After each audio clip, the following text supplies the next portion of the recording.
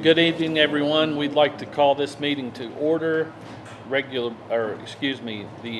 LIC meeting for the Nicholas County Board of Education, Tuesday, November 14th, 2023.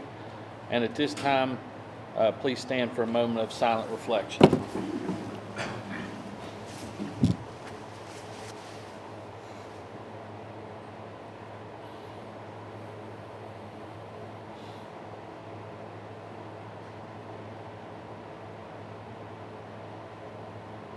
Thank you. Please join the board with the pledge. I pledge allegiance to the flag of the United States of America and to the republic for which it stands, one nation, under God, indivisible, with liberty and justice for all.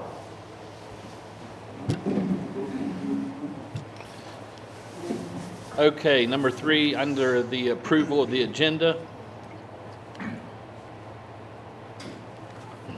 We're going to remove item 3A from the agenda.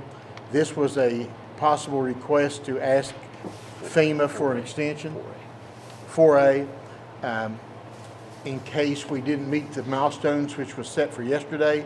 But we did meet the milestones, so we do not have to ask for an extension of our milestones. Therefore, we do not need item 4A. So I ask that it be removed from the agenda.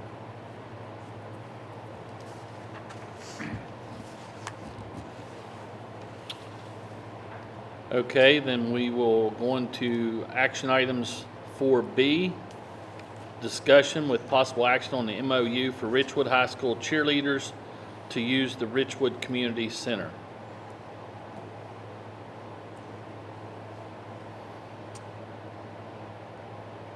Anybody have any reason for discussion on that?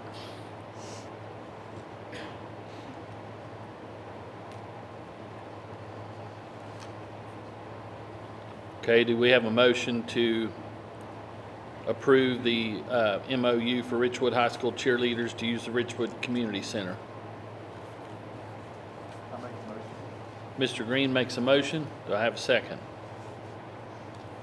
Second. Second by Mr. Berry. Any discussion?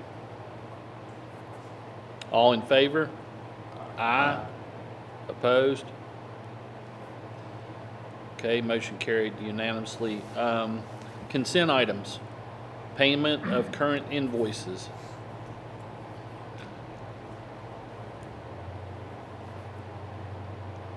Anybody have anything on payment of current invoices?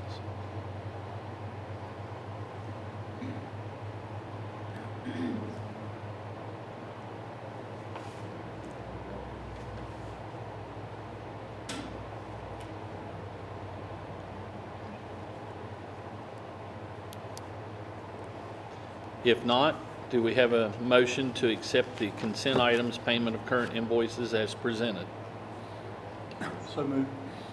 Mr. Ferguson makes a motion. Do we have a second? Second. Second by Mr. Green. Any discussion? All in favor? Aye. Opposed? Motion unanimous. Okay, that brings us to the LSIC reports, and Richwood High School is first.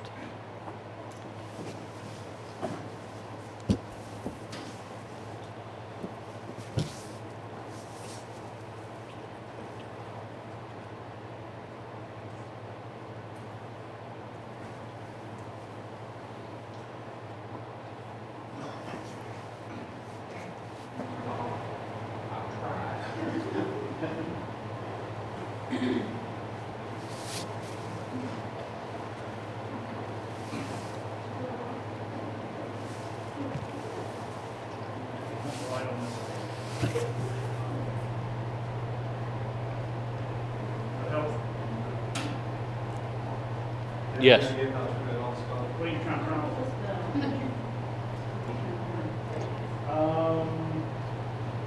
Lockbox, that one right behind. That's what I thought. I think they, Okay, yeah. that's getting worse.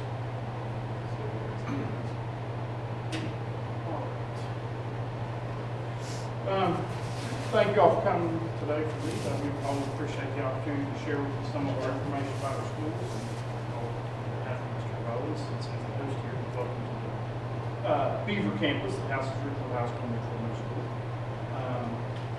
Just a little bit to start. Our strategic plan drives everything we do with the schools. Whole faculty, administration, all involved. Starts with a needs assessment where we identify strengths and weaknesses.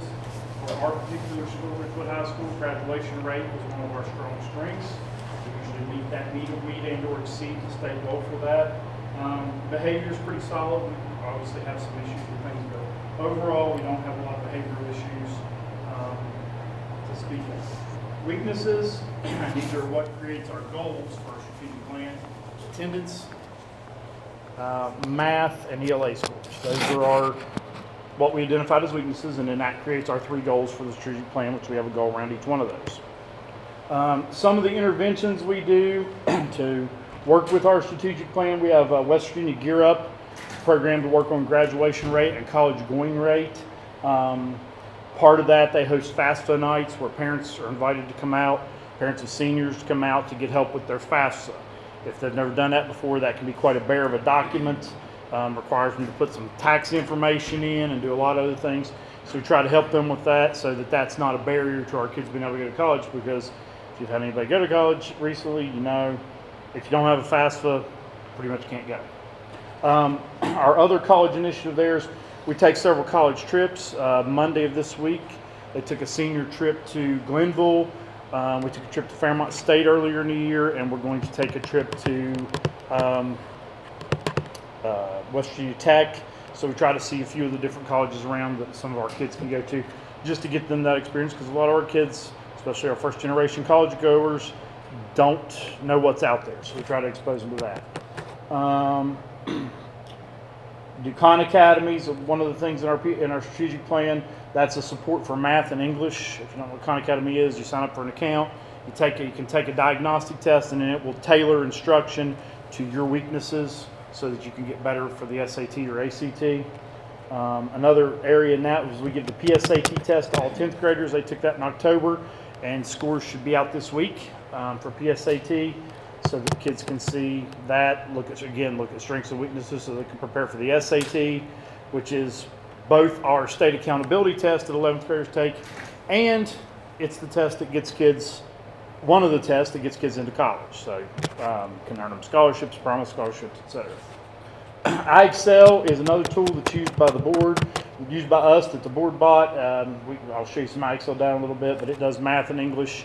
It does social studies and science, but those stop at the 8th grade level.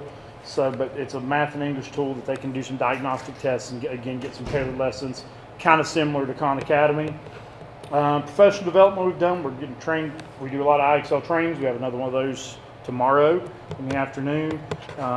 Textbook trainings. Textbooks aren't just what textbooks used to be, which is a book. It is, but all the textbooks now come with some online supports so that kids can work with things on their computer that'll read stories to them, do various things.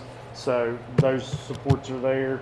West Virginia Student Success Summit, something we went to this summer. A bunch of us from middle school and high school. It's a part of the Gear Up process. Learned a lot there from PD. We do Safe Schools online trainings, PBIS. We had some PBIS training, having some more of that tomorrow with Dr.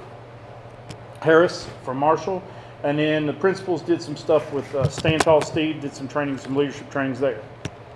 All right, balanced scorecard. This is kind of how the state assesses all schools in the state. Assesses on academic achievement, graduation rate and cohorts, English language learners, which we don't have enough at our school. We are this line, and then this is the state down here, and then student success. So if you look, we very much mirror the state in a lot of ways. Academic achievement in English, we are right at the end of the red, almost into the yellow. State's in the yellow. Academic achievement in mathematics, pretty close to the state line there. Graduation rate cohort, and these go red, yellow, blue, green, in that order, red being the lowest, green being the highest. So we're blue, state's blue. 5-year cohort, we're green, the highest rating, state's halfway through the blue. So we're very much mirrored there. Attendance, we're low red, state's low red. On track for graduation. And attendance is measured by the percent of students who are chronically absent. And they define chronically absent as 10% of the days or more. So in a 180-day school year, that's 18 days. So if any student, and that's unexcused or excused, any reason they miss 18 days, they are considered chronically absent. On track to graduate, that takes into account students who complete a dual credit class and get a C or better, students who pass an AP exam, or students who are a completer at the Career and Technical Center. And you notice, again, we fairly mirror the state in that ranking. And then post-secondary achievement, or I'm sorry, I said this wrong. What I just said was post-secondary achievement. That's the on track to graduate. That's the dual credit scores, the VOTEC completers. Okay. On track to graduation looks at the end of their 10th grade year and looks at students who have 12 or more credits and have all their core credits. So it kind of on track to graduation kind of leads you to the graduation rate. So, and as again, we kind of mirror the state, yellow, pretty much across the board. Some of the stats that get us there, graduation rate, again, I said earlier, that's a strength for us. It has been strong through the years. Last year's graduation rate was 96.15%, and since 2015, and really before that, that's just as far back as I had data for, we have been 90% or better every year, which 90% is a state goal. Attendance data, I actually pulled the bottom of this, pulled it today for 2023. The bottom here was last year's attendance data. So we talk about that chronically absent percentage, it's highlighted in yellow. Last year we were at 25%, which put us in the red. Anything better than 20% puts you in the yellow, and anything better than 10% puts you in the blue. So our goal is to get at least up into that yellow, which is 20%. We're 3% better at this point this year than we were last year for the year. And the average attendance rate overall, which is just the number of days that kids are in school, last year we were at 91.4. So far this year we're at 92.8. So we have made some improvements in attendance, which it's not leaps and bounds of improvement, but improvement nonetheless. Gear Up, I talked about a little bit earlier. We do the FAFSA nights. That's the FAFSA completion rate going back to 2014. In 2014, 37% of our kids completed a FAFSA. That was pre-Gear Up. So 37% of our kids could go to college. That's not to say they did, but they completed a FAFSA so they could. In the last couple of years, so you have 1 year 64%, but we've been basically somewhere around 50%, 40-50% of our kids completing a FAFSA. Last year was 50% exactly. And again, part of the other things they do to encourage that, Fairmont State trip, Glenville State trip, West Virginia Tech trip. We do college application week. I got some pictures I'll show you from that later. That's where kids all seniors are encouraged to fill out at least one college application during that week. And most of the colleges waive the application fee during that week so that kids can apply for free. So we try to get them to every senior to do at least one, and hopefully they do more than one if they've got more than one place that they might be interested to go. College Signing Day is a thing we do in the spring with Awards Day. It's kind of, if you've seen, they make a big deal about athletes signing, but no one makes a big deal about students, regular students signing. So we try to have like a signing thing kind of similar to that to kind of shine a light on, hey, these kids are going to this college. So that's what that is. College partnerships, we kind of have partnerships with more or less 2 colleges that we work with fairly regularly. Glenville State, the last 3 years we've had a student graduate with an associate's degree. In addition to graduating from high school at graduation, they got an associate's degree. So they've got a 2-year degree already in their pocket, which saves them a lot of money and time when they get going to college. We offer Glenville State classes. We offer dual credit biology, dual credit math, 2 different dual credit math classes, 2 different dual credit English classes, dual credit government, which is an online class that we proctor, and 2 different dual credit U.S. history classes. So kids can graduate. We've had kids in the last few years graduate with 30, 40, 50, and then, like I said, the associate's degree, 60 hours of college credit. We've recently started working with New River Community and Technical College with our LPN program. We have 1 student there this year. She finished up all her requirements for high school graduation at the end of her junior year and over the summer, and she is essentially a full-time college student now, and when she graduates in the spring, They go just a little bit longer. They go into July, and in July she'll have her LPN. And you guys all participated in the signing for that over at New River Community Technical College. And so far she reports that that's going great for her. We've got 4 juniors that are prepping for that next year by getting all their senior classes out of the way now. And we have 6 sophomores that are currently at Nixon County Career and Technical Center working with the nursing teacher out there to kind of get some background knowledge going. And then next year as juniors, they'll get their junior and senior classes, get their dual credit classes out of the way, and work on the requirements so that as a senior, they can do the LPN program. So we're hoping to continue to build that program as we go. Speaking of Nixon County Career and Technical Center, obviously we work closely with them. That's a big part of what our kids do in school. Numbers going back 2017-18, we had 62 CTE students out there and 26 students in the freshman exploratory. That was the first year of that program. Currently, we have 105 students at the Career and Technical Center, 46 in freshman exploratory. So those numbers have built, and obviously that helps us because if you think back to that college report card that the state gives us, if we go back to post-secondary achievement, one of the things for post-secondary achievement is being a completer at the Career and Technical Center. So assuming these kids complete in these classes, that helps us there, and it gets them a completer so that they're more successful and ready to join the workforce if that's the route they choose, or they can go to college still with that. IXL, just a real quick, IXL, students have done, and these are the number of questions answered, and I'm not going to do the math on that, but 70,000, 13,000, it's somewhere couple 100,000 questions, or near a couple 100,000 questions that students have answered, skills mastered, and then this is the graph of their growth, and you can see that in both language arts and math, we've shown growth so far this year. That's from the September pre-test to now, so we're already showing growth, and then we'll do in December, we do another diagnostic test, and that'll tell us even more. Things for improvement. Obviously, attendance is one of the ones we work on. We work on attendance a couple of ways. We work through the truancy kids with Mike Williams is our well, he was a truancy reversal specialist. Now he's the attendance director position, but it kind of molded those roles into one this year. But he works with that. He goes to court. He does some things for kids that are chronically truant, missing days without excuses.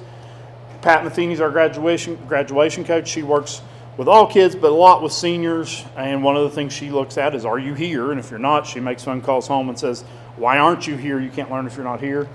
Liz Bragg's our social worker. She's made some home visits to some of these places, try to get these kids in school. And then hopefully at the next board meeting, we'll be hiring a community in schools site coordinator, because we're going to become a community in schools school along with Richwood Middle and Panther Creek. And that's a national program. We're the 54th county in West Virginia to join that program. And that person works a lot with basic needs, try to make sure kids have what they need to be successful as far as basic needs, food, clothing, shelter, those types of things. But then also builds relationships, works on, getting kids to school. It could be academics. It's whatever area that the school needs to focus on, along with those basic needs. And that's a full-time position. It's grant funded, 2 years. Be here every day, 5 days a week. One here, one Richwood Middle, one at Panther Creek, to work on those things. Be that smiling face when kids get off the bus. Look for that face when the kids get off the bus that looks upset or mad. Try to make that connection to kind of get in there and see what's going on, see if the kid needs anything so that we can have a better day at school. Math and ELA scores. We try to have as small as math classes as we can so we get as much one-on-one support as we get in there. We do a lot of Math 1 lab that goes with Math 1. That's for the freshmen to try to kind of ease that transition into high school. Available to all 9th graders opposite their exploratory time. And then, of course, our IXL diagnostic testing and our Khan Academy that I talked about earlier are 2 of the programs that can be tailored. They will tailor to that kid. So if a high flyer's up here, but they have these weaknesses, it'll tailor to them. If a kid down here that's having some struggles, it'll tailor to the skills they need at the level they need, both those programs. Challenges and needs. Substitutes and teachers out, that seems to be improving. We've had some recent hires in the last probably month, seems like we've had subs when we've had teachers out. So I really appreciate that from you all, working to get those people in there, because that's a big thing. When a kid's on alternate, they don't learn a lot. But when they're got a sub in the classroom, it's not the classroom teacher, but some instruction can still continue. Sometimes it can be that IXL or something that they can work on. Transportation for school events is always a challenge for us because, again, all our athletic fields are in Richwood, about 15 miles, 14, 15 miles from here. We had our Veterans Day program recently. That's up at St. Luke's, and it's just hard, when everything has to be a bus. Mr. James once said everything's a road trip, because even if we're going to a home football game for him to play for the band, he's got to load the instruments in the truck and get them hauled up there. So it just adds that extra layer of challenge for transportation for various things. Pod upkeep, they're holding up, but as we know, they're past their shelf life.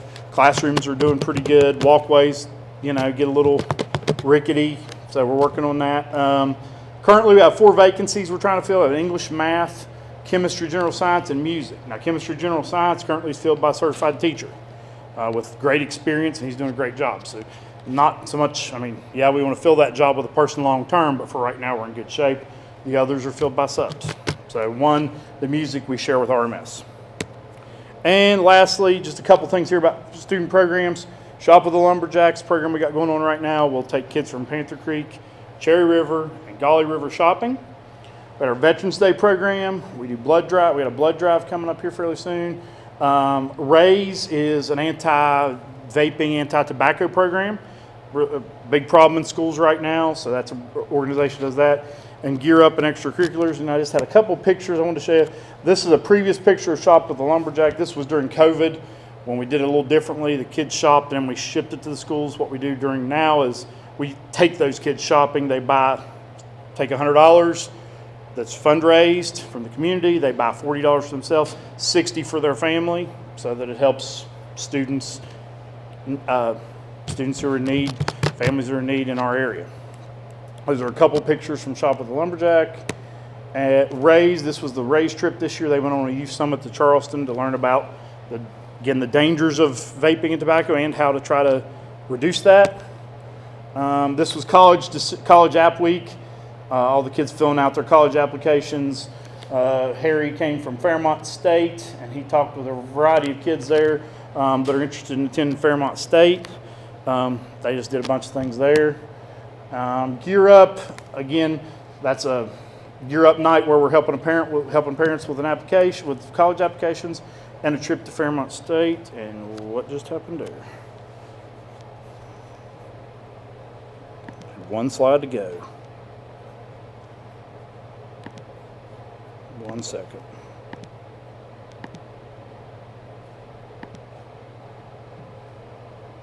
Go back. All right. And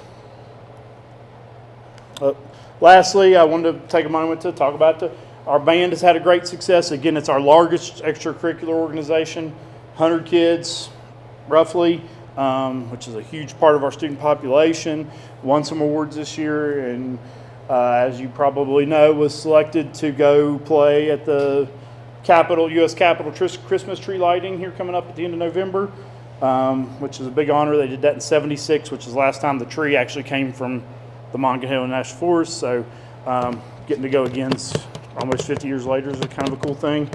A lot of those kids haven't been out of state, maybe haven't even been out of the state, certainly haven't been to the Capitol, so that'll be a really cool experience for them, something they can remember. So with that, I'm done. If you guys have any questions, I'll gladly try to answer those. 2 things. Uh-huh. Your transportation to the Veterans Day the other day. I know the buses rolled out here. Does the board pay for that? We haven't determined that. As of right now, we've got down for student council to pay for it. Like I said, we try to fundraise and do things. Student councils, we sponsored that, so as of right now, that's how that's down to be covered.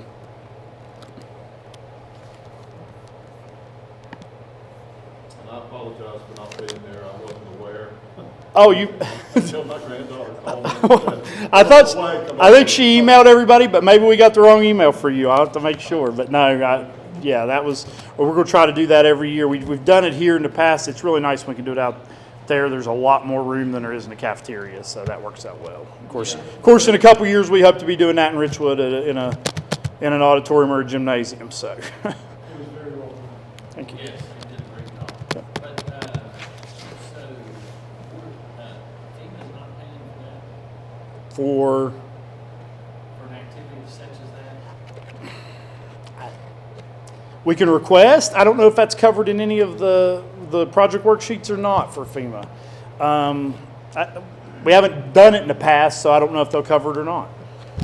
Like a lot of those things we pay for and then we request reimbursement, obviously. They may reimburse it as a reimbursable expense to travel out there. They may not. I don't know.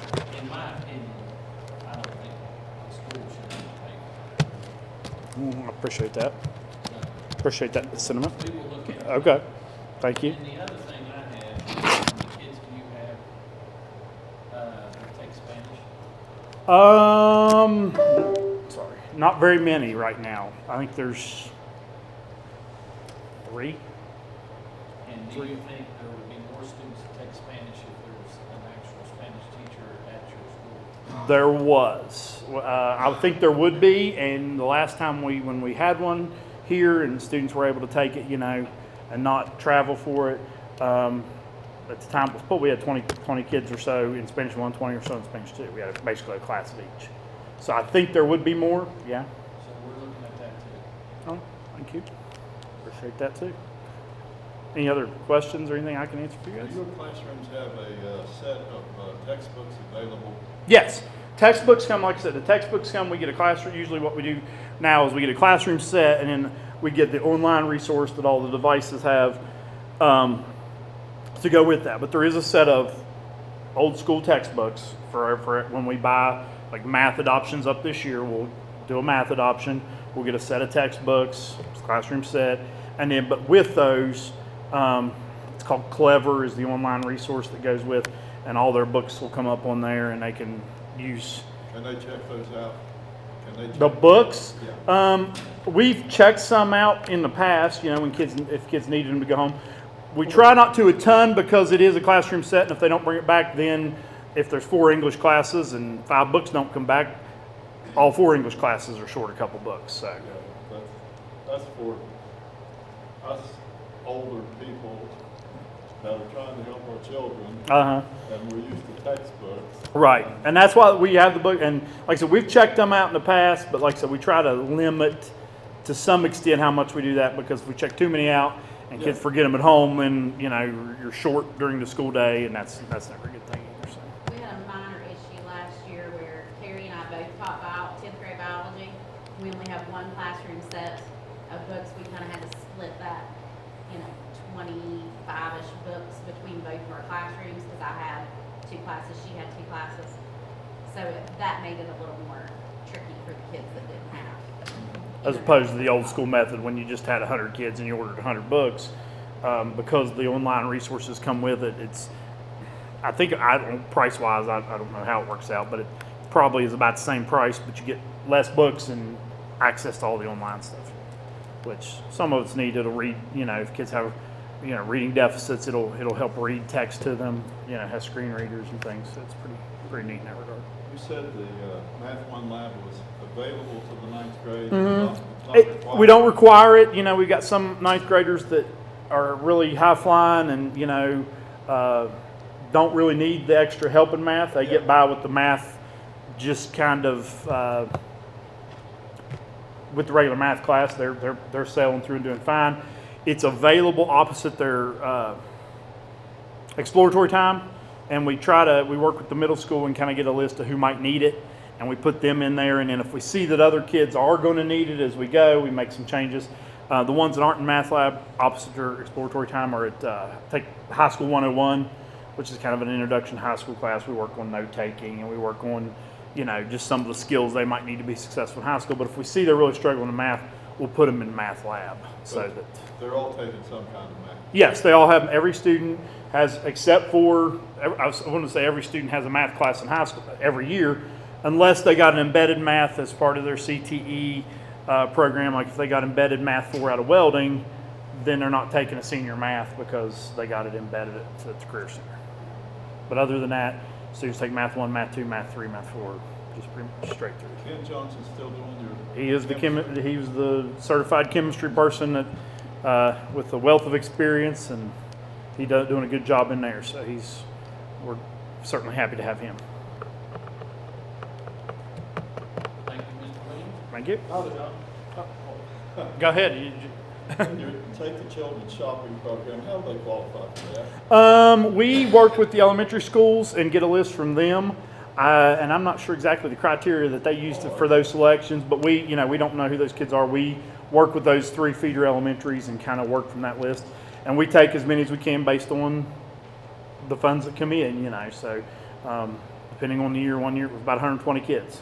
So yeah, it was a lot that year. Some years it's a little less, just depends on fundraising, and of course that depends on economy. So When I was still the Honor Society sponsor, I always tried to work with, like each school had a contact that I would talk to, and I usually tried to tell them, one of the concerns was like, Cherry River gets a lot of extra funding for things because of their socioeconomic status. Title I and various and things. they didn't want to, like a lot of churches would do like coat drives and things like that. So what they would try to do was pick the kids, like if there was a church that sponsored this group of kids, then they would not pick those kids to do Shop for Lumberjack too, so they could spread out to as many kids as possible. We also tell all the schools too, which you guys will do this now, since you're behind me. We always try to tell them too, like there's no real criteria, like if it's, some of the kids we want to help too are the kids, like their parents are living literally hand to mouth. Like the kids have all their basic needs met, but they're just not getting that extra they're not getting the extra things for Christmas. Parents are meeting their basic needs, but they may not be able to have $40 extra to go and buy the doll that they want for Christmas.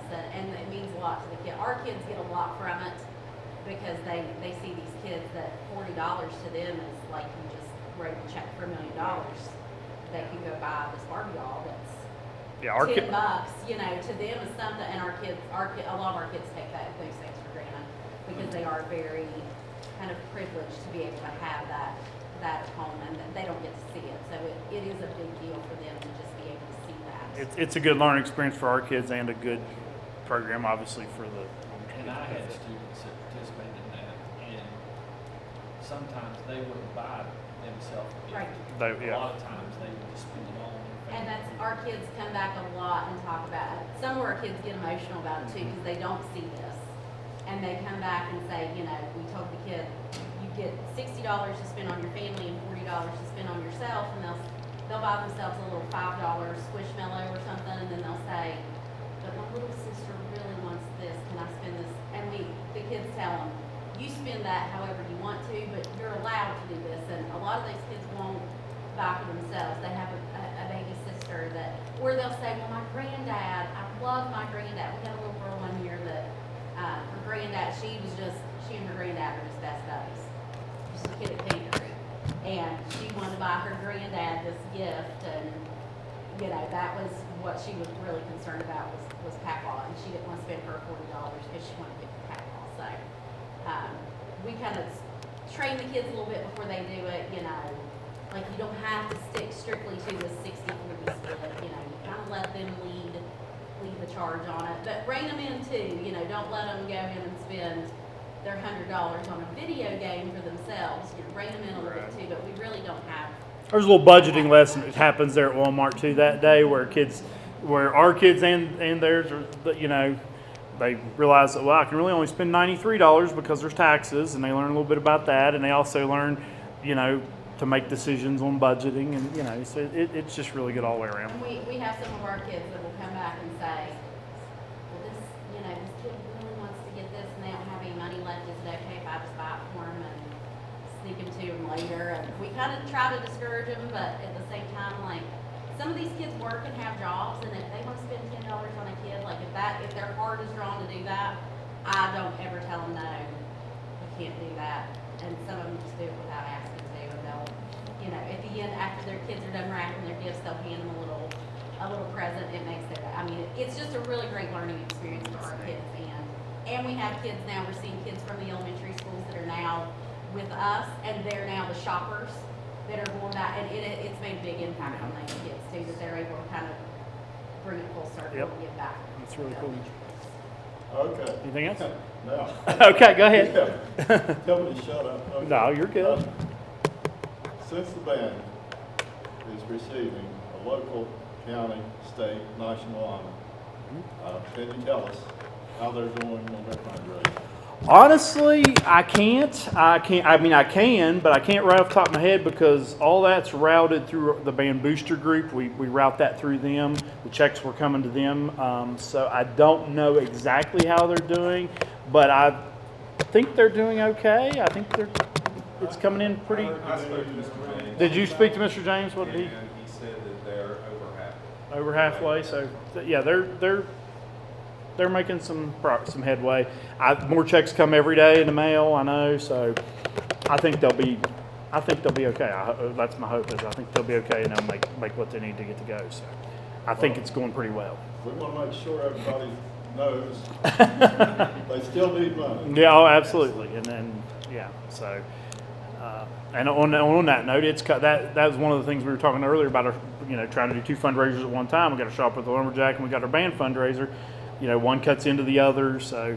And our cheerleaders. And the cheerleaders. And the cheerleader, right? It's your first time. Like you all just approved for use there. It's the community center. Not something. I mean, we kind of dropped the ball, I guess, on pre-planning for that. But considering in the history of the high school, the cheerleaders, this is the first time they've ever made states. It's really not something I was expecting to have to. We already share the red gym with the middle school, 4 teams practicing. We got 3 teams there, 1 team out at St. Luke's, and then usually cheer just practices upstairs. But for the competition cheer, that's a different animal with all the big mats and stuff. So that was a problem, a good problem to have, but something we had to figure out how to address kind of on the fly. So, and anything else? Thank you. Thank you. Mm-hmm.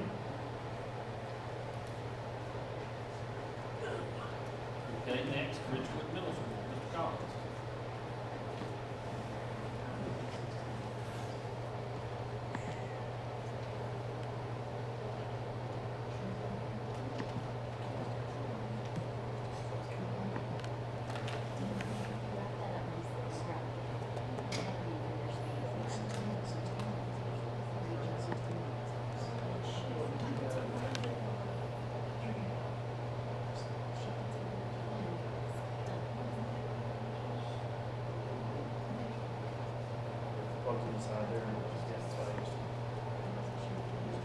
No.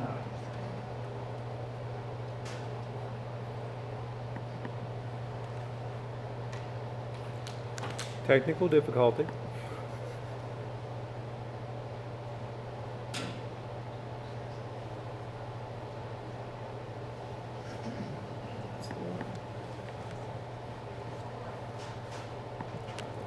Try and come back in.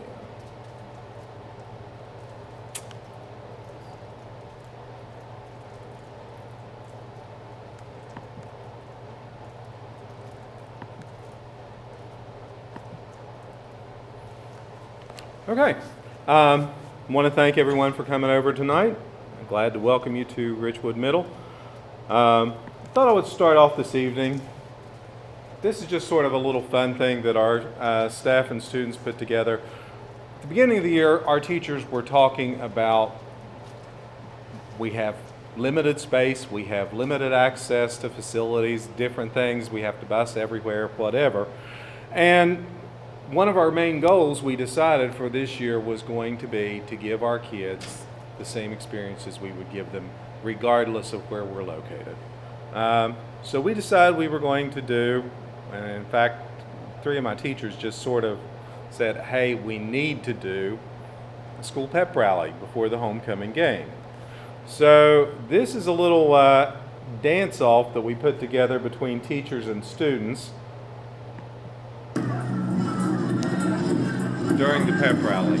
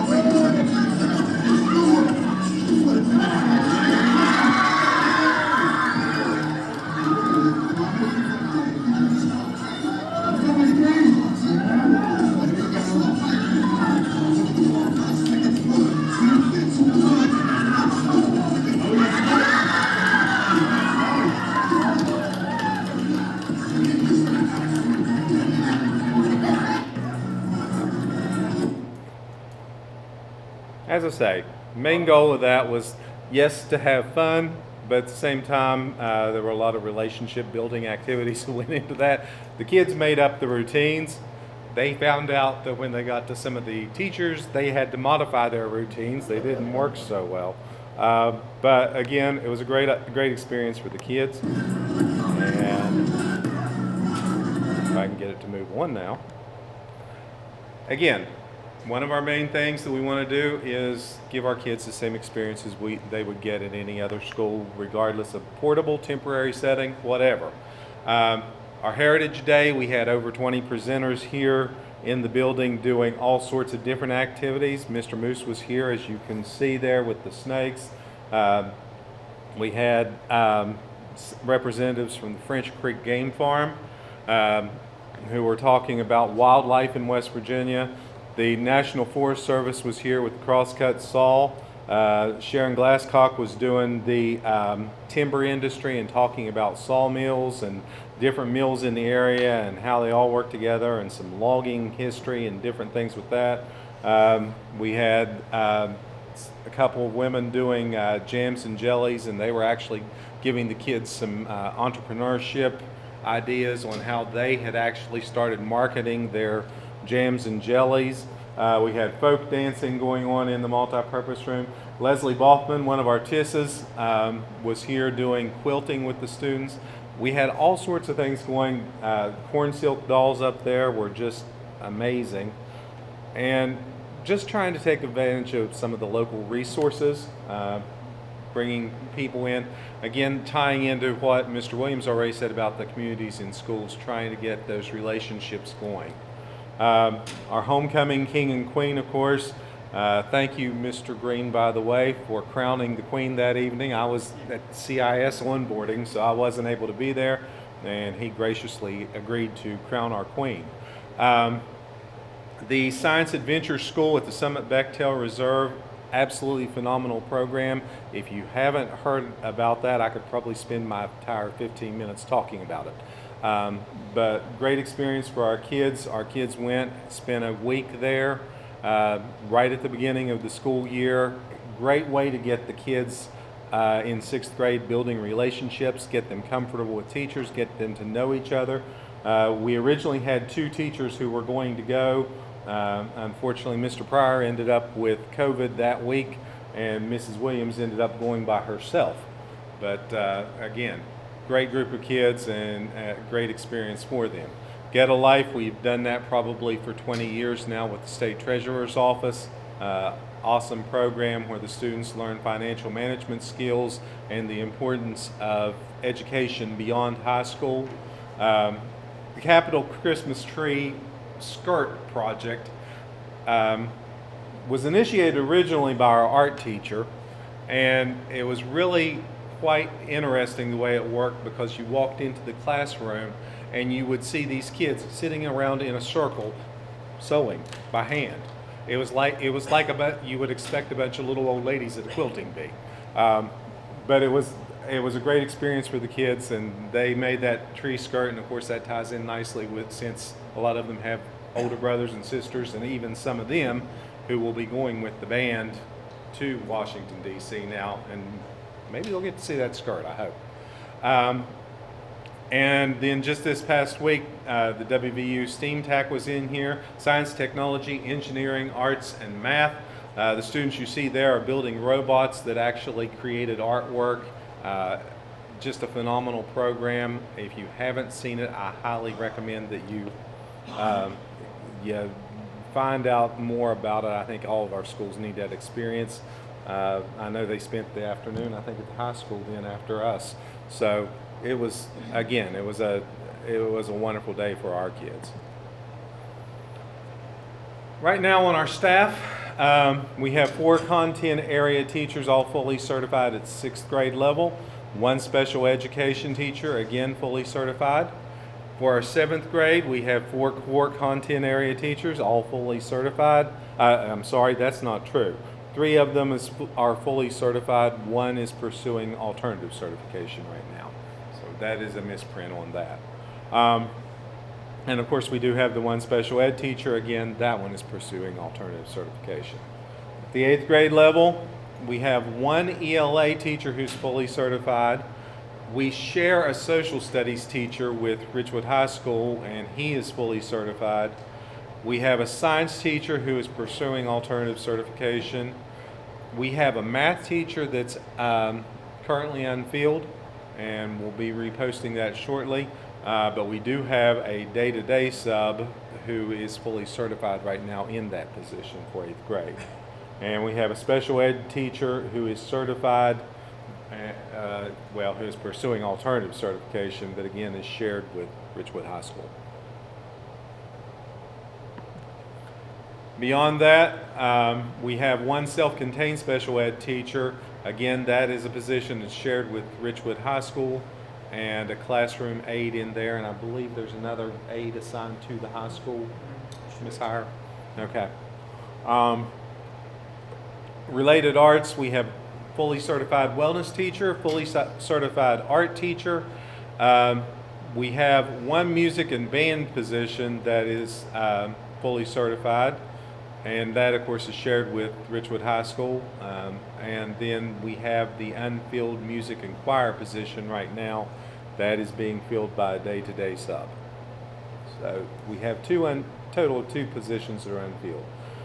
We have an evening custodian, a daytime custodian, 2 cooks, and 1 secretary. Of course, the 2 cooks work in conjunction with 2 other cooks at Richwood High School. We have 1 counselor, 1 graduation coach. Hopefully, as of the next board meeting, we plan to present for the board to hire a communities and schools site facilitator, just like Mr. Williams was talking about. There'll be 1 here at our school, 1 at the high school, and of course 1 at Panther Creek as well. 1 principal, and if you look at the Zoom WVE data online, it will say that we have 21 full-time teachers. 11 of those have master's degrees, 7 have bachelor's, and the average experience on our staff is 13.9 years. Athletics, you can see what we offer there. 1 athletic director, and of course everything else down through there. I'm not going to read to you. At the bottom you will note that we have the head and assistant for the softball program, and we do want to thank the board for that. I think it's going to be a great program to get started here. Currently our enrollment showed is 225, which fluctuates daily by 1 or 2 usually. It's interesting about the transient population that we have. Almost every day we either have a kid leave or come. Just one of those things. Female population to male, fairly even, 116 to 109. 2 Asian, 1 Hispanic, 1 multiracial, 221 that identify as white. We have 56 students who have IEPs, which comes out as 24.9%. Those numbers are from actually last week, so they are reasonably current. Our year-to-date accountability, 92.6, and I put it in red because it's frightening to say that we have 27.56% of our students who are chronically absent. And as Mr. Williams told you, that accounts to 18 days per year, which out of 180 school days, it's 10% is really what they're looking at. That is a projection of what it would be, the students that are on track to be chronically absent by the end of the school year. If you look at this, 45% of our students have no attendance issues. The ones we're highly concerned about are the ones in yellow because we think we can make a difference with them. Those are the ones that our graduation coach is targeting, and our social workers are actually involved with those families trying to make sure that we eliminate the barriers to attendance. And 29% of our students as chronically absent, and again, that depends on when the data is pulled. You saw 27.2 just a few seconds ago. And like I say, depending on when the data is pulled, it changes day to day.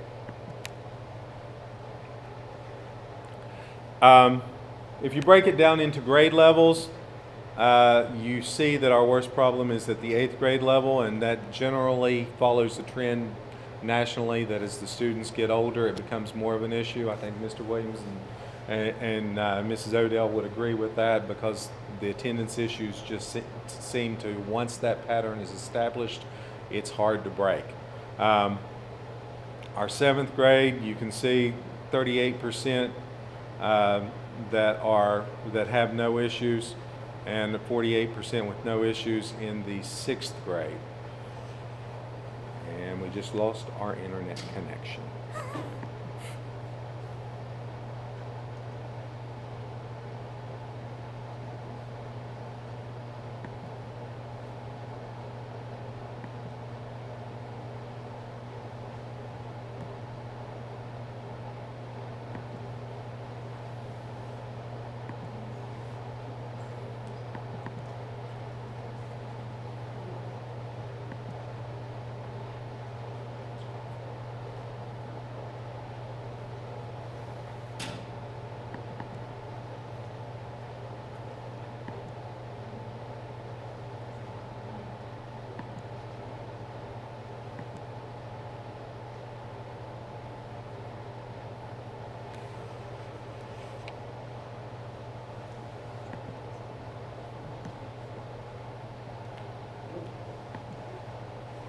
Okay, moving on. Discipline.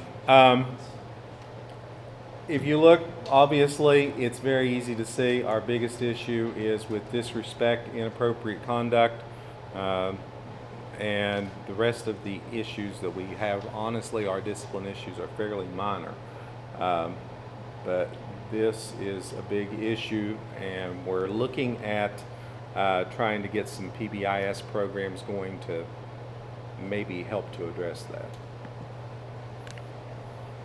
Breaking it down by grade level, 7th grade obviously is leading the way. Our 6th grade have the least offenses.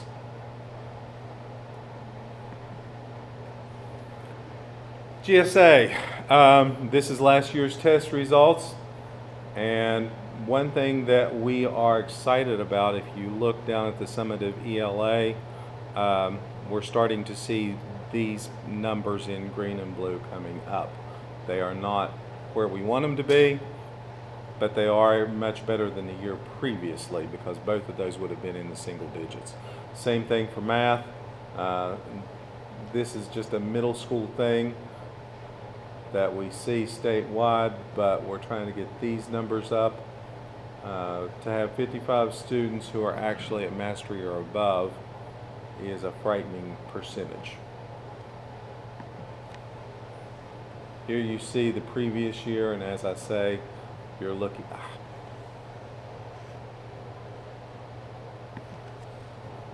at single digits there in the actually above mastery category. I apologize to you because the data that I emailed to Ms. Weitzel, there was one slide that was off. I duplicated a slide. So this is the correct slide that you should have for math. These are the IXL benchmarks that we did at the beginning of the year. If you look at this, we have 69% of our students who are falling at far below grade level. That means 2 or more years. Our average student right now is performing at the 4th grade level in both math and ELA. And that's for 6th, 7th, and 8th grade. So that means that some of those are as many as 3 to 4 years behind.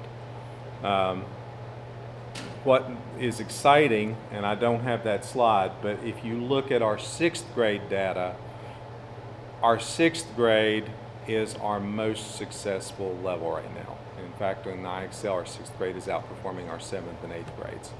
So hopefully we will see the numbers coming up in the next few years, especially if we can just build on the momentum that's there. When you go to the ELA, you can see Again, we have a lot more in the green up there than we had before. 32 students who are actually scoring above grade level and 19 who are on grade level. And if you look down here where it's broken down by 6th grade, 7th grade, and 8th grade. So again, our 6th graders right now are leading the way. And this is a copy of the report that I send out every week to my staff. This is the overall progress in IXL. The current diagnostic levels, it's not liking me. Current diagnostic levels, if you look at the current average diagnostic here, 520 for 6th grade math, 565. Both of those are almost to 6th grade. So those students are coming up on grade level. Again, you look at 7th and 8th and it's frightening.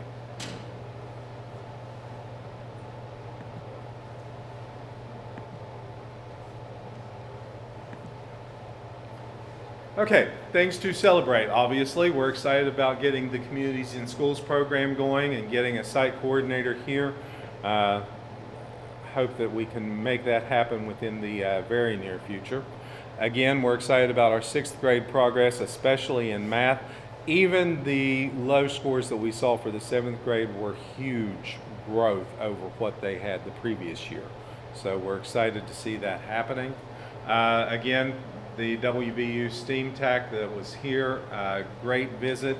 We're also excited about 2 new programs this year, our Project Lead the Way Gateway programs. Our 6th graders have access to the modeling and design program. Our 7th grade is flight and space, and our 8th grade it is medical detectives. We had teachers who took the training over the summer and are initiating those programs so that we have access for our kids in the middle school to CTE programs. We're also implementing the Discover Your Future Career Exploration program.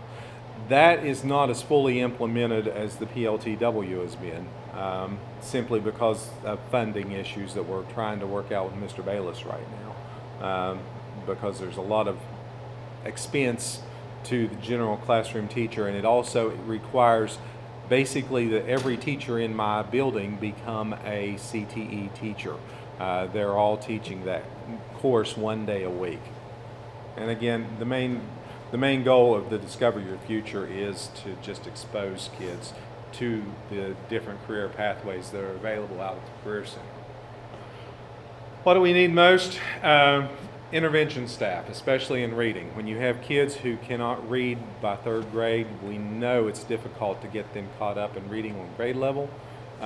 When they make it to 6th, 7th, and 8th grade, that really becomes a major issue, and it impacts not just their ELA, it's impacting their science, their social studies, even their math, and and pretty much everything you do. If you can't read, you're struggling. Our average student right now, as I said, pretty much reading level is like their performance on the standardized tests. They're probably going to perform at the 4th grade level. We do have several at the higher levels and several even below that, but primarily the average student, 4th grade. Meeting conference areas. Anytime that we have even insurance representatives come in to meet with our teachers, it's a struggle for us. We have to do it on certain days when those areas are available. So we really have to make use of the space that we have. All of my teachers, even when they're planning, our teachers plan in cars. Our teachers plan in hallways. They really don't have an area where they can go for any kind of meeting. When we have conferences, 90% of those are going to occur in my office, and sometimes that means that I get booted out of my office. We just do it. We make it work. Classroom for CTE programs. We're trying to expand our CTE offerings. Again, I want my kids to have the same opportunities they would have in any other facility. And obviously, we need those programs. Our kids need those programs. And unfortunately, the space is a limitation. So we're making it work. We're looking forward to having a new building soon.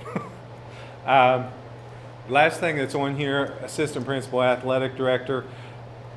Honestly, to me, I spend a whole lot of my time in the evenings supervising athletics.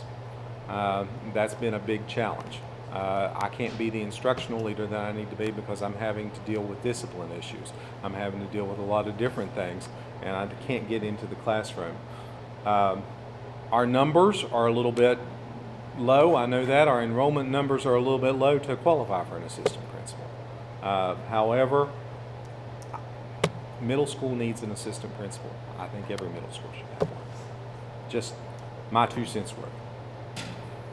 Questions? Do you have an athletic director? We have an athletic director. Mr. Friend is our athletic director, and probably within the next year or so is going to be retiring. That's if he recently had some heart issues. I don't know if he'll be back next year. To me, it just makes sense that you combine that as an assistant principal position. You only had 80 students taking the science test. Why was that? Only one grade level gets tested. Our 8th graders are the only ones that test. Yeah, it's 5th, 8th, 11th grade. Did they test? 11 takes the SAT. Is It's it just 5th and 8th? 5th, 8th, That's it for and Okay. 5th and Yeah. 8th. Science is only tested at 5th and 8th Before we now. switched to the SAT, it was 5, 8, and 11 took science. When we switched to the SAT, right. that went away, so it's just 5 and 8. So that was our entire 8th grade.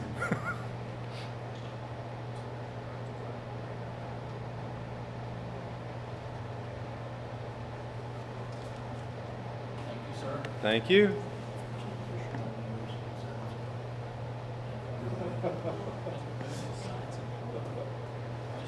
Better not tickle the science.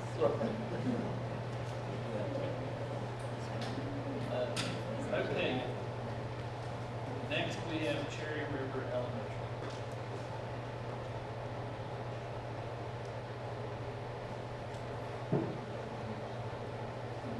Get this in.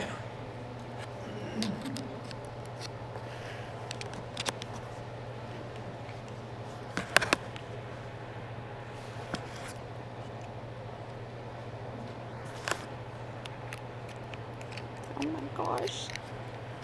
There.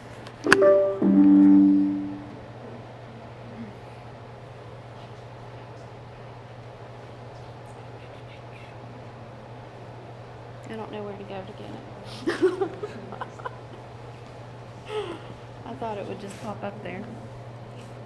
Just need to go to screencasting. Okay. This one's a little nicer. And it kicked us off that Oh, okay. network again. I didn't want to touch that part. Now you should be good. Let's see. Is that yours? No.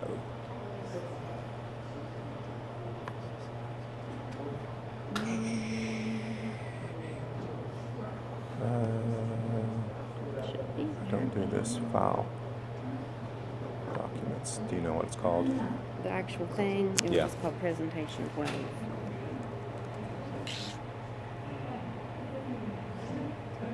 Did you see it? No, this is presentation. That's mine. That's mine. Okay. 12 without a space or Yeah, with? just with all one word. That's Like just that? how that labeled, yeah. But I don't know what's, Web results. Da da da. I can get it off OneDrive if I have to. No, it's here. No, I don't want to eject it. I want to open it. I never do this way. But we'll get there. There it is.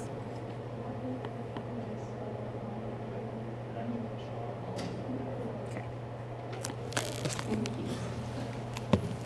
Just click from the beginning. You should be good. Okay. All right, hi there. My name is Monica Belmont. I'm the principal at Cherry River. So, I want to start off with, these are our awards that we got this year for our GSA scores. We had the grade 3 greatest math proficiency rate growth. We had the school-wide greatest ELA proficiency rate growth. That's hard to say. School-wide greatest science, and then school-wide greatest math. So we had some really good scores. And this was our scores. For reading, our third grade was 55, fourth grade 33, and fifth grade 24. And then math, our third grade was 68, fourth grade was 23, and fifth grade was 19. Just going over the needs, I know this is probably everyone's need in Nicholas County and maybe in the state. It's the staffing needs. And that has been probably the hardest thing this year. Is I just had teachers leave, different reasons. One left the state. I mean, she was from out of state. And substitute aides have been very, very hard to find to fill in the jobs. But my staff, they work very well together. They cover when we have to, but I've got people that are coming and helping out, but it's been difficult. This is probably the biggest part of our strategic plan with the county and at our school is the small groups. Our small groups function every day, 5 days a week. We use Save the Children Book Nook is one group that functions while Title I has a group, while the classroom teacher has a group, and then the special ed teacher has a group.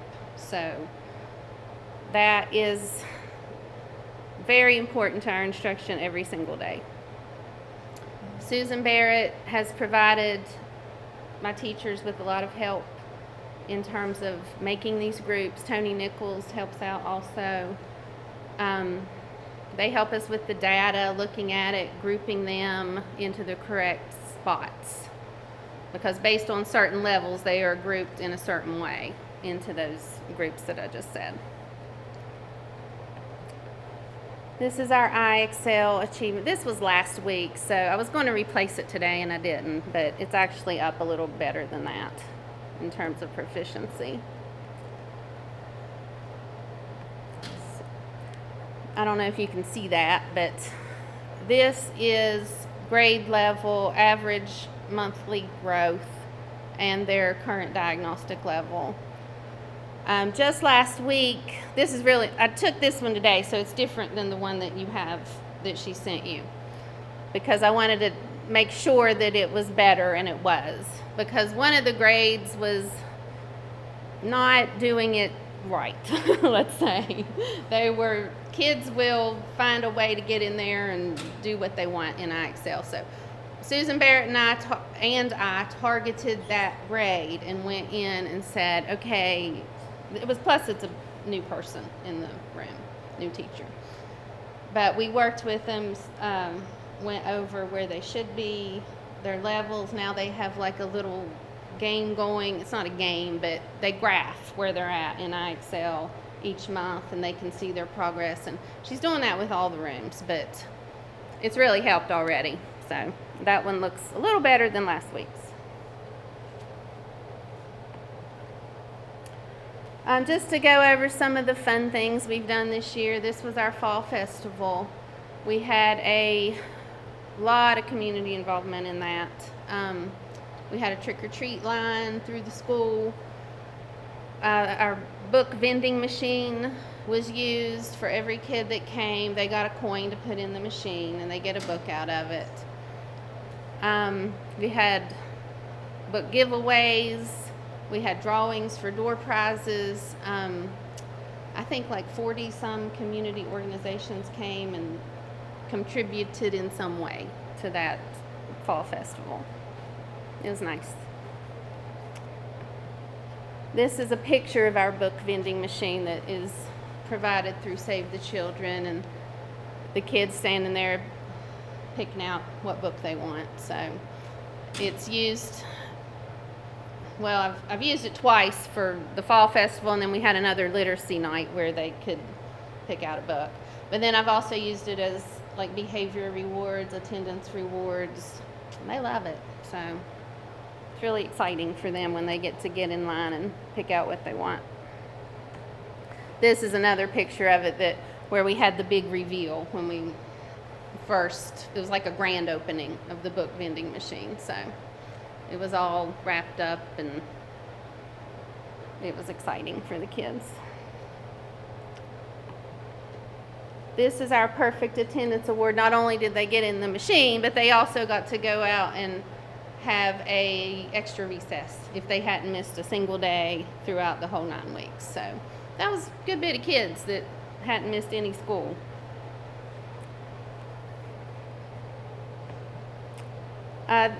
Our social worker does this one, the Bigfoot Award. She bought a Bigfoot for the school, and the class with the least number of absences in a month gets to keep the Bigfoot for the month.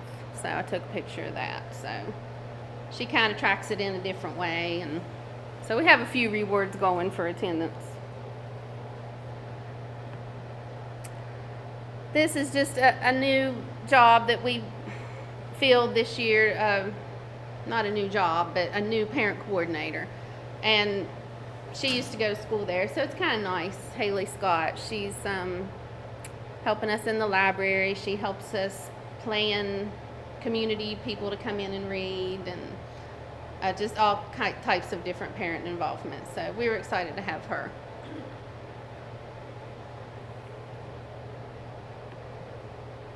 This is the RV for Save the Children that came to one of our nights. I think this was the literacy night.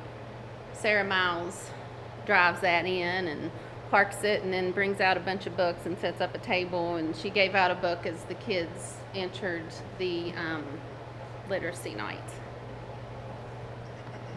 And this is just some kids that were getting books out in front of the school that night. She was passing them out as they came in. And she also gave them a coin for the machine. So they really got 2 books. This is our IXL station that we had at the Fall Festival for parents. So to get into the drawing, they had to go in and visit Leslie Boffman, our TIS, and go over ways to use IXL at home. And we had quite a showing for that. So they all got to, if they lined up and did that, then they got a bunch of IXL tips on how to access it at home. And from other devices, not just an iPad. This is our CHOP Student Award. This is a behavior award that we do every month. CHOP stands for different behaviors that we want to reinforce as much as possible. The C stands for can-do attitude. The H is helpful. The O is on task, and the P is polite. So all the kids know this, and we reinforce it in every assembly. We go over the behaviors that are expected, and each month a teacher picks one out of their classroom. And we make a big deal out of it in the gym and let them come up and hold their picture and get a picture made. And then we display that picture in the hallway for the month. So if you walk the halls, you'll see their pictures displayed. And they love that. And then at the end of the month, they get to take it home.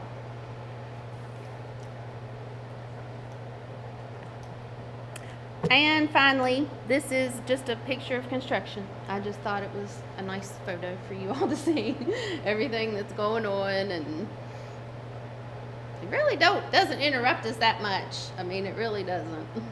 Every now and then it does.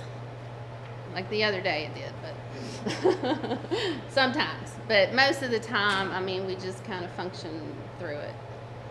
But just every now and then something will happen, like a line gets cut or something. But most of the time they do their thing, we do our thing, and we just keep on going.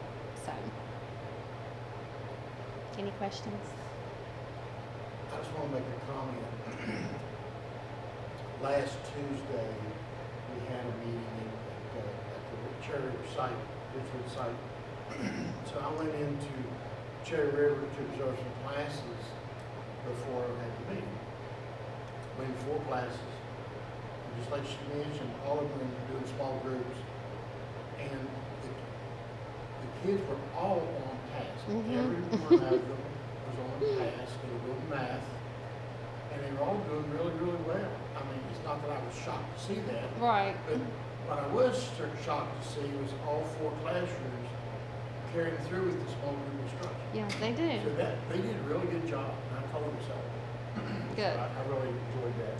Yeah, they function quite well. I mean, they really do, and everybody knows this is what we do at this time. So you don't even, the kids don't even know what reason they're going with the group, you know, or what Usually group. when you have kids divided into groups, you got a little group over here that's kind of off task and doing their little thing, and the teacher's working with this group, and they're Right. fine. But all the kids were Right. doing well. And so it They're was- very used to it, and good they to know see. how to function in that way. So, anything else? What is your current population? I have 154. And Richmond High School, I forgot to ask that. 319.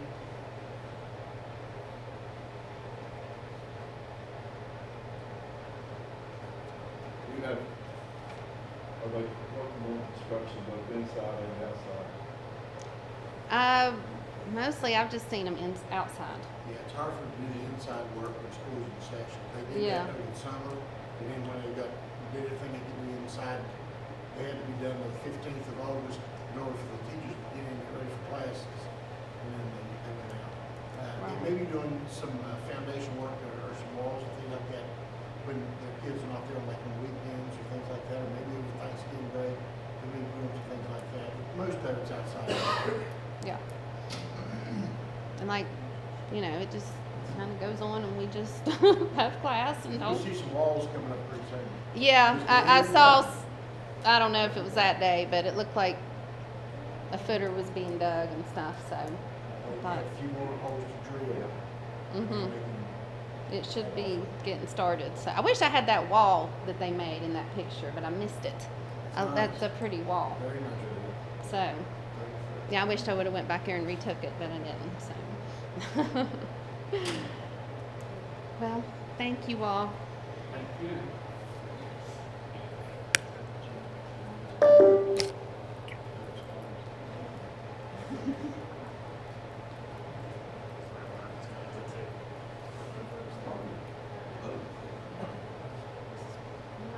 She's got to take that one. Okay, Gotcha.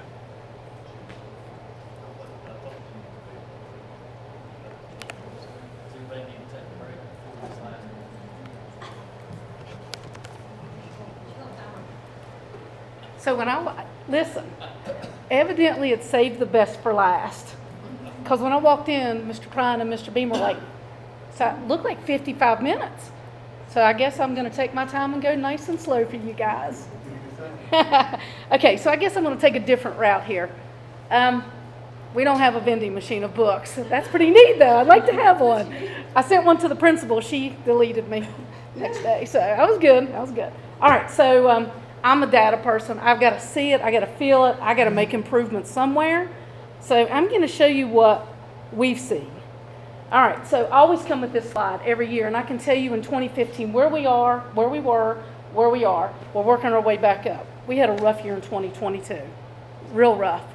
But I'm pretty comfortable with where we're heading. First of all, we really have a tough principal. I've worked for a few tough ones. But she's right with you, Mr. Beam, right with you.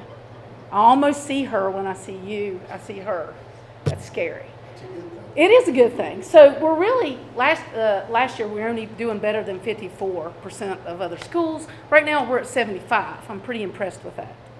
Another slide that I bring every year is our ranking from 2009 to now. We went up 81 spots this year. Thank gracious. Last year we sat here at 171st. We are now sitting at 90th. So we're now making our way up, the way I like to see it anyhow. And I know Mrs. Thomas would love to see that. She would. She's on us all the time. All right. I'm pretty impressed. I didn't realize this, but when I went to look up our special education students, how well they're doing within the classroom, I realized that they are 78% proficient, which means not only are they doing well in their special education services, but when we bring them back to the regular classroom, it looks like we're providing the needs, we're providing what they need. And actually, they ranked us at 26th out of 180 schools. So I didn't realize that and started pulling up the numbers. I also pulled up our low SES. And shockingly, if I round it, we're at 80% proficient. So we're hitting both our special ed students and our low SES. All right. I always pull these slides. So these things need hardwired, just so you guys know. This happens at school constantly. Mine is the only one, mine and Nikki's are hardwired correctly. Yeah, it's got a kick. So if you hardwire these, this happens all day at school. All day while we're trying to teach. All right, so I bring up my third grade. These are this year's fourth graders right now. The math looked pretty good. We beat the county, beat the state. I would think 64 in third. I would think you'd get at least 10 more. 74 in fourth. And that's a goal. I know Mr. Beam likes the 70s. Our reading, not so well. We're only at 28. We did not beat the county. We did not beat the state. And I'm going to kind of show you where I'm going with this in just a second. So as I look at fourth grade, pretty good. We're 58% proficient in math. We beat the state, we beat the county. But then again, we go to reading. It's 38%. We did not beat the state. We did not beat the county. Okay. And I know you guys are going to say, oh, well, you're just the fifth grade teacher, and that's why these scores. I was this teacher for 2 grades. I was not only their fourth grade teacher, I was also their fifth grade teacher. So those scores are pretty high, but I knew where I was going. I knew I'm the math teacher. Mrs. Frame, my partner teacher, is the reading teacher. She and I had 4th and 5th last year, and Mrs. McMillian. And you can see we knew where we left off, and we knew where our goal was going to be. And those scores are high. And people are like, what'd you do? And I said, I just kept going, just kept going forward. So what's coming to us? Our overall reading, and this is slow, our overall reading 3 through 5 was 44%, not where we even needed to be, not close. Our overall math was 68. We needed to be at 70 something. We got close. We might be there this year.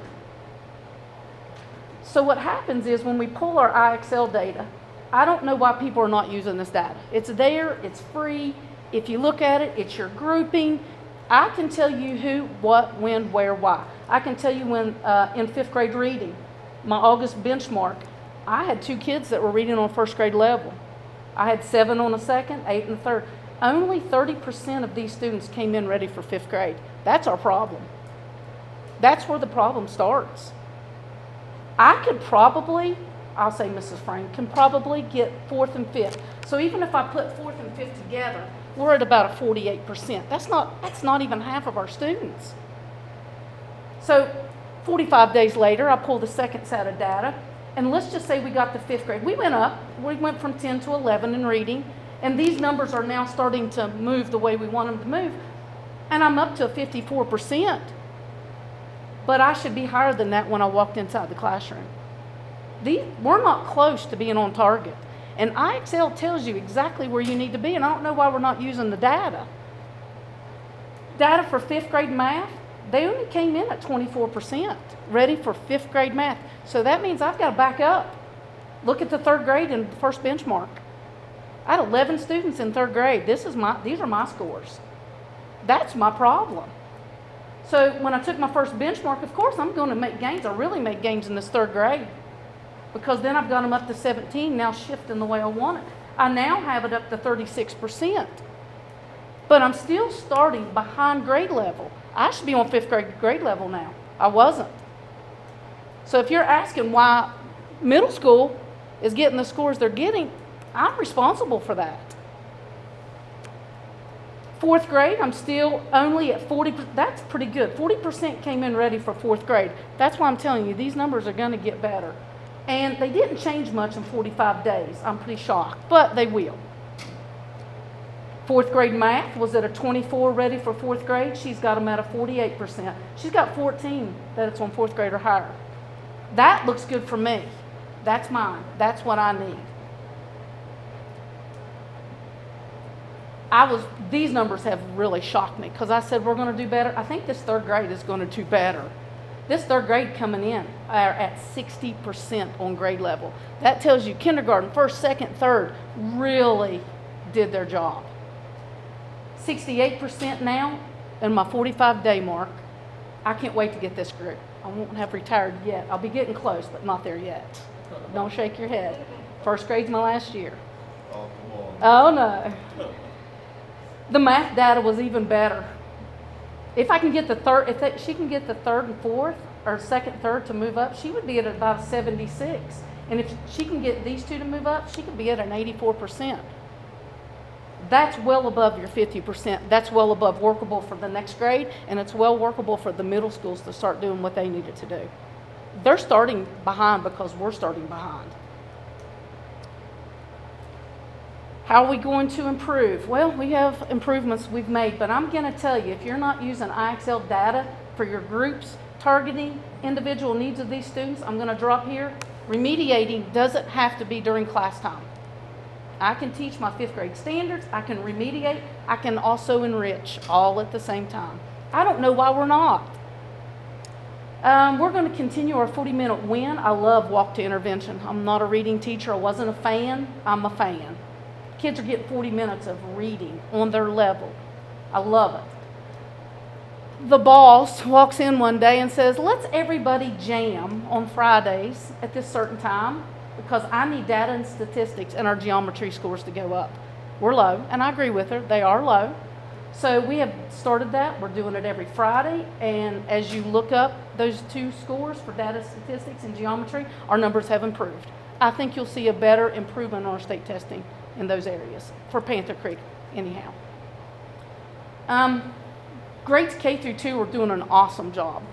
You can tell by the third graders that I just showed you. They're collecting data, they're taking IXLs, they're looking at their stars, they're running records. I think they're on the right track. I think our K through 2 are pretty solid.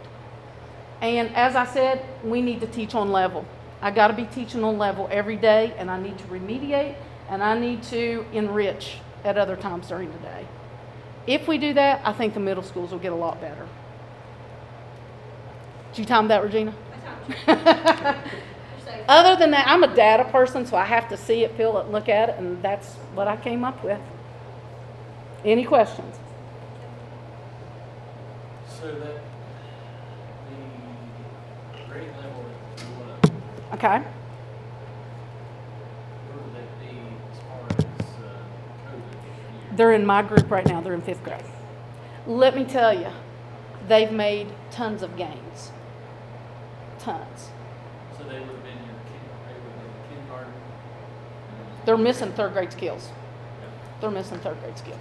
So I think, you're not the only school seeing it. No. But we can't keep falling back on that either. I know. We can't fall back. And I can't teach backwards. I got to teach forward. So, but yeah, they're right now. So I think the other grades are really improving, going at a nice pace now. And I was going to ask Veronica something too. I forgot to ask you this, and I'll ask Regina. Your aid situation in first grade. You know what? First grade aid.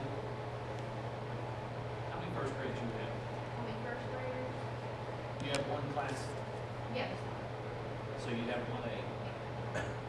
How many first grade classes do you have? I have two, one teacher with 24 kids and one teacher with 12. And I don't understand. We didn't legal.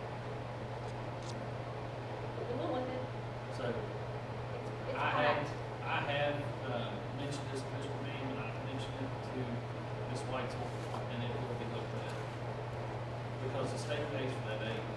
Nikki's doing a phenomenal job. I mean, like she really is with those kids, but she's almost at her state limit as well, 24 kids. But it doesn't make And aid. sense to put a big class with it. I mean, it doesn't make sense. And you can't work one teacher to death. And So we are looking at that for personnel purposes.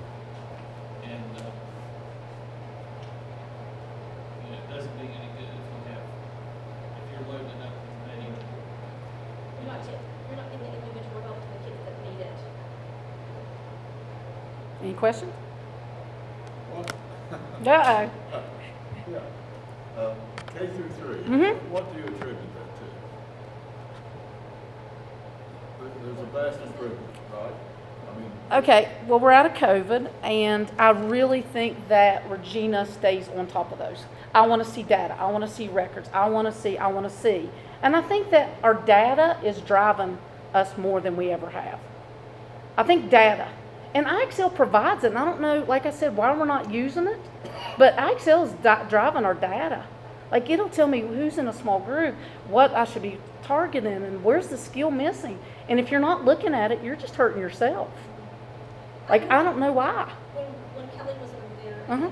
we had a data talk. She was talking about how many questions we had answered at Panther Creek, and we were at that time over 400,000 as a school. We're probably close to 500,000 at the moment, but my teachers aren't overusing it, but they're required to use it on a daily basis. And I walk through classes, like, I'll just walk through randomly, and I may help a kid with a math problem, I may help a kid with an English question, but I will walk in my classrooms and see what my teachers are doing. I don't sit in my office. She's like a cat. You look and she's standing there. Yeah, I just- You're like, I just whoa, stand there. where'd you come from? So she really does. I'm not kidding at all. But we're using it effectively. Now, one other question, this can be for everybody. Does everybody have connection issues with those? Except when they're hardwired. Yes, you have to hardwire. I have a hardwire. I mean, as a teacher, and Miss Kenny, I was not big on technology. And if I had to fight it, I would have pushed that thing in the corner and I would have never used it. It wouldn't do me good. So we Because don't I'm not have, gonna waste my time trying to reconnect all the time. we don't have that issue as a school. Chris had some issues, Nikki had an issue. It just seems wherever your wireless box is, it created some issues, and like Kelly Braun and Kelly Thompson had issues because the wireless box was fighting each other, connectivity issues, so they would drop. But, I always complain. So if my teachers drop and we have issues, I call tech director, or I call Adam, I make one of them help me. So, in my opinion, the principals need to take a poll, and if this is a problem, they need to let Chris know. Because like I said, Adam Future was actually here this evening after school working with just because somebody and he says was we hoping should. he had some improvement. At the last principals meeting, Chris told us he actually believes it's a state issue that's causing it, because it's almost happening. My teachers universally have it, but it depends on where you are. You can't just say it's going to be 20 minutes and it times out, and that's the way it seems. But it's very random. Sometimes it'll be 10 minutes, sometimes it'll be 20, but within the context of one class period, almost every teacher deals with it. Mine's hardwired, and I've never dropped. I know, I've never yeah. dropped on a Hardwire, you hardwire. don't have the issue. I have not with the dropped. routers, Mhm. Adam and Jet and Tommy were putting in power. It was a power issue, that they weren't getting enough power to the box, is what I was told. To basically keep it pushing out what it needs to push out, so they were working on upgrading the power coming into them, and they thought that would help some too. I just thought it was hardwired. Mhm. So, I mean, that's Yeah, all. if you're hardwired. It stopped. If It you stopped. hardwired, if you hardwire no with the issue, C yeah. cord, like That the fixes it. C cord to Yes. the C cord on this. Never drops. Then you can put your laptop or your you guys have iPads, you can put it right there on that, and you can control the TV just like it's your computer. I just know we spend a lot of money on those, and we expect teachers to use technology, and if it doesn't work, I know as a teacher, I'm telling you right now, I wouldn't waste my time. I went to my whiteboard and used it, and, yeah, the principal would come in and said, where's your technology? I said, over in the corner, you know. And there's a lot with these TVs. These TVs are way different from the old TVs. There's a lot, and they're really awesome, and they can do a lot of really cool things. If they work. But it's also too, like a handful of us went and got trained this summer, and it was a whole lot of information to take in, and then try to take that back to the schools. It was almost like you were overloaded with information in 2 days, and then when you try to remember what to tell everybody when you went back to the school, brain fart, and you couldn't remember exactly what it was you had to do. Like there needs to be I The saw connectivity needs to be fixed and there needs to be more training. the training, for everybody as far as the on how to training do it. side, on the last county newsletter, December 14th, I think. Yeah, I saw that too, They're yeah. going to do some after-school training to try to get people, because there was looked like, I guess there was a lot of those requests for TV training. Sounds like we need to be careful in these new constructions to watch out for those things that are causing you all problems now and improve on that, right? I mean, if we go the old way, you're gonna have the same old problem. The problem is technology changes so fast, I don't know if we can. These will be antiquated by the time we Yes, get school. yeah, it'll be on something that But anything we've been on, like I said, the hardwired, if it's hardwired to the internet, you don't have to worry about the issues with the router goes out, router competing with another router, any of that. And we do have the issue with the battling routers, and we're talking about the wireless, especially here, because right here, you're between Ridgewood High School and Ridgewood Middle School, which are two totally different systems.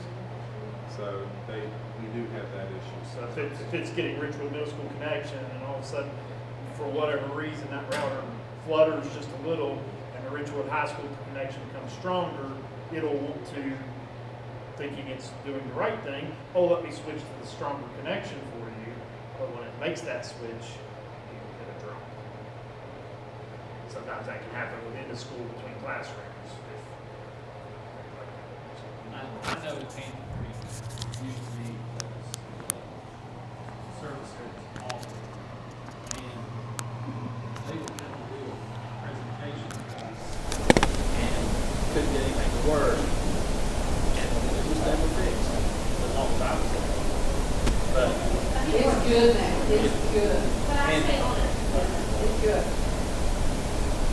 okay, thank you all. Anything else? Next meeting will be next Monday, regular meeting, board office at 6 o'clock. If there's nothing else, do we have a motion to adjourn? Mr. Mayor makes a motion to adjourn,